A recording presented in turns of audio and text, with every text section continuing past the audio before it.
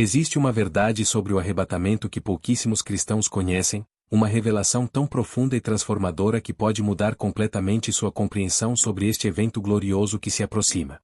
O que você está prestes a descobrir nos próximos minutos não é apenas mais uma interpretação teológica, mas uma verdade bíblica que permaneceu oculta para muitos, e que pode determinar como você se prepara para o maior evento da história da humanidade.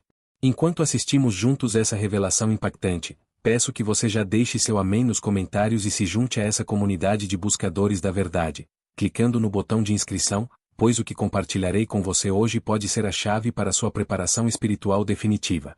A pergunta que ecoa no coração de milhões de cristãos ao redor do mundo não é apenas quando o arrebatamento acontecerá, mas como será essa experiência. Será dolorosa a transformação instantânea de nossos corpos mortais em corpos glorificados? Sentiremos algum tipo de sofrimento físico nessa transição sobrenatural? A resposta, meus irmãos, está escrita nas Sagradas Escrituras de forma clara e definitiva, mas requer que mergulhemos profundamente nas verdades reveladas pelo Espírito Santo. Para compreendermos completamente esta questão, precisamos primeiro entender o que realmente acontecerá no momento do arrebatamento. O apóstolo Paulo, inspirado pelo Espírito Santo, nos revela em 1 Coríntios capítulo 15 versículos 51 a 53, eis aqui vos digo um mistério, na verdade, nem todos dormiremos, mas todos seremos transformados, num momento, no abrir e fechar de olhos, ante a última trombeta, porque a trombeta soará, e os mortos ressuscitarão incorruptíveis, e nós seremos transformados. Porque convém que isto que é corruptível se revista da incorruptibilidade, e que isto que é mortal se revista da imortalidade. Observe as palavras precisas que Paulo utiliza, num momento, no abrir e fechar de olhos. O termo grego original para momento é átomos, de onde deriva a nossa palavra átomo, referindo-se à menor partícula indivisível. Paulo está descrevendo uma transformação que acontecerá em uma fração de tempo tão pequena que é impossível dividir. Esta não é uma mudança gradual ou processual, mas instantânea, sobrenatural e divina. Mas aqui surge a questão crucial. Se a transformação é instantânea, haveria tempo suficiente para experienciarmos dor? Para respondermos a esta pergunta com autoridade bíblica, devemos examinar outros eventos de transformação sobrenatural registrados nas Escrituras e compreender a natureza da própria dor. Lembremos da experiência de Moisés no Monte Sinai. Quando ele desceu após estar na presença da glória de Deus por 40 dias, sua face resplandecia de tal forma que os filhos de Israel não podiam fitá-la, conforme registrado em Êxodo capítulo 34 versículos 29 a 35. Moisés não relata nenhuma dor associada a esta transformação física. Pelo contrário, ele nem mesmo percebia que sua face resplandecia. A transformação operada pela presença de Deus foi gloriosa, não dolorosa. Consideremos também a transfiguração de Jesus no Monte Santo. Mateus capítulo 17 versículos 1 e 2 nos relata, e, 6 dias depois, Jesus tomou consigo a Pedro, e a Tiago, e a João, seu irmão, e os conduziu em particular a um alto monte, e transfigurou-se diante deles, e o seu rosto resplandeceu como o sol, e as suas vestes se tornaram brancas como a luz. Não há qualquer indicação de sofrimento ou dor nesta transformação gloriosa. Pelo contrário, foi uma manifestação da glória celestial. Estes exemplos bíblicos nos revelam um padrão divino. Quando Deus transforma, Ele o faz com glória, não com sofrimento. A dor está associada ao pecado, à corrupção e à mortalidade. Mas no arrebatamento, estaremos sendo libertos destas limitações terrenas.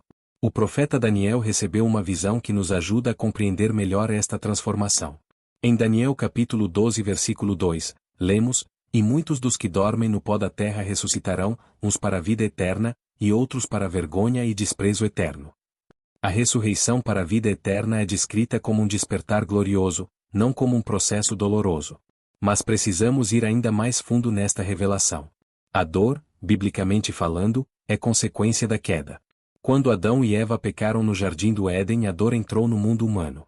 Em Gênesis capítulo 3 versículo 16, vemos Deus dizendo à mulher, multiplicarei grandemente a tua dor, e a tua conceição, com dor darás à luz filhos. A dor tornou-se parte da experiência humana por causa do pecado.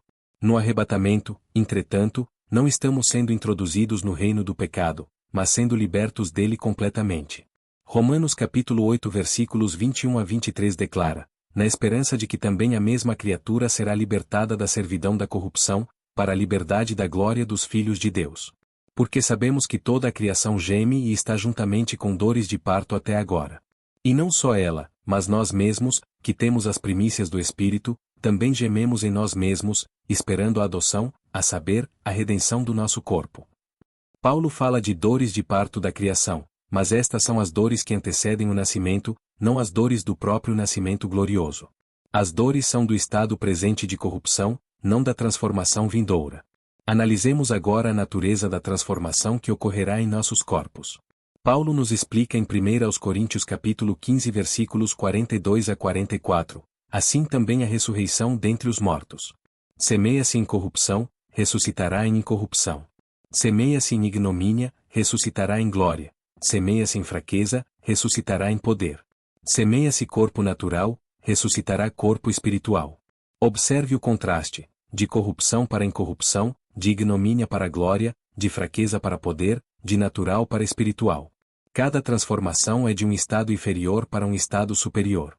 Não faria sentido que uma transformação tão gloriosa fosse acompanhada de dor, que pertence ao estado de corrupção que estamos deixando para trás. Mas há ainda uma revelação mais profunda sobre este assunto. Jesus Cristo, nosso Salvador e exemplo perfeito, experimentou a ressurreição antes de nós. Como foi sua experiência? Os evangelhos não registram nenhuma dor associada à sua ressurreição. Pelo contrário, ele apareceu aos discípulos em sua forma glorificada, capaz de aparecer e desaparecer, de comer e beber, mas livre das limitações físicas que antes o constrangiam. Em Lucas capítulo 24 versículo 39, Jesus declara aos discípulos: "Vede as minhas mãos e os meus pés, que sou eu mesmo, apalpai-me e vede, pois um espírito não tem carne nem ossos, como vedes que eu tenho." Sua ressurreição não foi um abandono do corpo, mas uma transformação do corpo. E esta transformação, que serve como modelo para a nossa, não envolveu sofrimento, mas glorificação. Precisamos também considerar o testemunho daqueles que tiveram experiências de êxtase espiritual registradas na Bíblia. O apóstolo Paulo relata em 2 Coríntios capítulo 12 versículos 2 a 4, "Conheço um homem em Cristo que há 14 anos foi arrebatado ao terceiro céu. Se no corpo, não sei, se fora do corpo, não sei, Deus o sabe. E sei que o tal homem foi arrebatado ao paraíso e ouviu palavras inefáveis, que ao homem não é lícito falar." Paulo descreve este arrebatamento como uma experiência tão gloriosa que não conseguia nem mesmo determinar se estava no corpo ou fora dele. Não há menção de dor, mas sim de uma experiência transcendente que estava além da capacidade de descrição humana. A verdade bíblica é clara: o arrebatamento será uma experiência de pura glória, não de sofrimento. Mas por que então tantos cristãos têm essa preocupação? A resposta está em nossa compreensão limitada da natureza de Deus e de seus atos. Vivemos em um mundo onde toda transformação significativa envolve algum nível de desconforto ou dor. Para crescermos fisicamente, experienciamos dores do crescimento. Para fortalecer nossos músculos, eles devem ser quebrados e reconstruídos. Para dar à luz, a mulher experimenta dores de parto. Nossa experiência terrena nos condiciona a associar transformação com sofrimento. Mas Deus não está limitado pelas leis naturais que governam nossa experiência atual. Ele é o criador dessas leis e pode suspendê-las ou transcendê-las quando deseja. No arrebatamento, ele demonstrará seu poder criativo de forma mais gloriosa do que qualquer milagre já registrado na história. Consideremos os milagres de cura instantânea realizados por Jesus. Quando ele curou o paralítico em Marcos capítulo 2 versículo 12, o homem levantou-se, tomando logo o leito, saiu em presença de todos. Não houve período de recuperação, não houve dor de músculos que não haviam sido usados por anos. A cura foi instantânea e completa. Quando Jesus ressuscitou Lázaro dentre os mortos, conforme registrado em João capítulo 11, Lázaro saiu do túmulo completamente restaurado. Não há registro de que tenha experienciado dor na transição da morte para a vida. A voz de Jesus foi suficiente para operar a transformação completa. Estes milagres são sombras do que acontecerá no arrebatamento, mas em escala muito maior. Se Jesus pôde curar e ressuscitar sem causar dor, quanto mais poderá transformar nossos corpos mortais em corpos glorificados sem qualquer sofrimento. Há ainda outro aspecto crucial que devemos considerar: a natureza do amor de Deus. João capítulo 3 versículo 16 nos declara: "Porque Deus amou o mundo de tal maneira que deu o seu Filho unigênito, para que todo aquele que nele crê não pereça, mas tenha a vida eterna." O arrebatamento é o culminar deste amor divino, o momento em que somos finalmente libertos de todas as consequências do pecado. Seria consistente com o caráter amoroso de Deus que ele causasse dor aos seus filhos no momento de sua maior libertação? Absolutamente não. Isaías capítulo 53 nos mostra que Cristo já levou sobre si todas as nossas dores e sofrimentos, verdadeiramente ele tomou sobre si as nossas enfermidades, e as nossas dores levou sobre si. Se Cristo já pagou o preço por todo o nosso sofrimento, por que experimentaríamos dor no momento de nossa glorificação? Precisamos também compreender que o arrebatamento não é apenas sobre nossos corpos físicos, mas sobre nossa natureza espiritual completa. Segundo aos Coríntios capítulo 5 versículo 17 declara: assim que, se alguém está em Cristo, nova criatura é, as coisas velhas já passaram, eis que tudo se fez novo. No arrebatamento, esta transformação espiritual que já começou em nós será completada também fisicamente. A palavra arrebatamento em si mesma carrega significado profundo. O termo grego harpazo, usado por Paulo, significa pegar à força, arrebatar, tirar com poder. Implica uma ação rápida, poderosa e decisiva. Não há tempo para dor em um evento tão instantâneo e poderoso. Pensemos também na experiência de Elias, que foi arrebatado ao céu em um redemoinho, conforme registrado em 2 Reis capítulo 2 versículo 11, e sucedeu que, indo eles andando e falando, eis que um carro de fogo, com cavalos de fogo, os separou um do outro, e Elias subiu ao céu no redemoinho. Não há indicação de que Elias tenha experienciado dor neste arrebatamento. Pelo contrário, foi uma demonstração gloriosa do poder de Deus. Enoque também foi trasladado sem ver a morte, conforme Gênesis capítulo 5 versículo 24, e andou Enoque com Deus, e não apareceu mais, porquanto Deus para si o tomou. Novamente, não há sugestão de sofrimento, mas sim de uma transição gloriosa da terra para o céu. Estes precedentes bíblicos estabelecem um padrão claro: quando Deus arrebata ou transforma seus servos, ele o faz com poder e glória, não com dor e sofrimento. Mas talvez a evidência mais convincente de que não sentiremos dor no arrebatamento está na própria natureza de nosso destino. Apocalipse capítulo 21 versículo 4 nos promete: e Deus limpará de seus olhos toda a lágrima, e não haverá mais morte, nem pranto, nem clamor, nem dor, porque já as primeiras coisas são passadas. Se na eternidade não haverá mais dor, e o arrebatamento é nossa entrada nesta eternidade gloriosa, seria contraditório que experienciássemos dor no próprio momento de nossa entrada neste estado sem dor. A verdade gloriosa é que o arrebatamento será o momento mais maravilhoso da história humana. Será quando finalmente seremos libertos de todas as limitações da carne, de todas as consequências do pecado, de todas as fraquezas da mortalidade.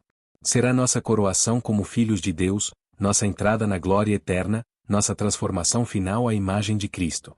1 João capítulo 3 versículo 2 declara: amados, agora somos filhos de Deus, e ainda não é manifesto o que havemos de ser. Mas sabemos que, quando ele se manifestar, seremos semelhantes a ele, porque assim como é o veremos. Esta transformação para sermos semelhantes a Cristo não pode envolver dor, pois Cristo é a personificação da paz, do amor e da glória divina. Portanto, meus amados irmãos, descartem qualquer temor sobre o arrebatamento causar dor. Em vez disso, esperem com alegria e expectativa este momento glorioso. Preparem-se espiritualmente através da oração, do estudo da palavra, da santificação diária, da comunhão com outros cristãos. O arrebatamento está próximo. Os sinais estão se cumprindo diante de nossos olhos. Israel voltou a ser nação em 1948, Jerusalém está sob controle judaico desde 1967, o conhecimento está aumentando exponencialmente conforme Daniel profetizou, a tecnologia permite que todo mundo veja os acontecimentos simultaneamente como Apocalipse descreve. Vivemos na geração que muito provavelmente verá o cumprimento desta promessa gloriosa. Não sabemos o dia nem a hora, pois somente o Pai conhece este momento, conforme Jesus declarou em Mateus capítulo 24 versículo 36. Mas sabemos que está próximo, e quando acontecer, será o momento mais glorioso, mais alegre e mais transformador da existência humana. Não haverá dor, não haverá sofrimento, não haverá temor. Haverá apenas glória, alegria indescritível e paz que excede todo entendimento. Será o momento quando finalmente veremos Jesus face a face, quando receberemos nossa herança eterna, quando entraremos na festa das bodas do Cordeiro. Se esta revelação da palavra de Deus tocou seu coração e fortaleceu sua fé, expresse sua gratidão deixando seu like neste vídeo. Compartilhe esta verdade com seus irmãos e familiares que também precisam ouvir esta mensagem de esperança. E inscreva-se no canal para continuar recebendo as revelações que Deus tem preparado para estes últimos dias.